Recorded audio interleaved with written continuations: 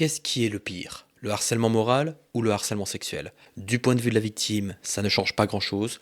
Quand vous subissez un harcèlement, qu'il soit moral ou sexuel, ça peut détruire votre santé mentale, ça peut briser votre personne. Et c'est assez effroyable. En revanche, du point de vue de l'auteur, selon moi, le harcèlement sexuel, c'est bien pire que le harcèlement moral. Le harcèlement moral, parfois, cela résulte d'un comportement ouvertement sadique et psychopathe, mais dans de nombreuses situations, le harcèlement moral ne résulte pas d'une intention de nuire. On a des auteurs de harcèlement moral qui harcèlent leurs salariés plus par négligence ou par manque de compétences. L'exemple le plus typique, c'est le cas du manager qui ne sait pas gérer ses équipes et qui applique des méthodes de management piochées à droite à gauche sans trop savoir si elles sont bonnes. Par contre, en matière de harcèlement sexuel, c'est une autre histoire. Le harcèlement sexuel ne résulte jamais du hasard.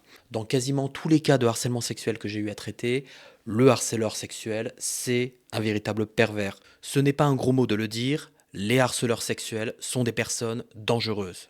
Et quand on est employeur, il faut les évincer au plus vite de l'entreprise pour protéger les autres salariés. Je peux vous garantir qu'un harceleur sexuel, si on ne l'arrête pas, lui, il ne s'arrêtera jamais.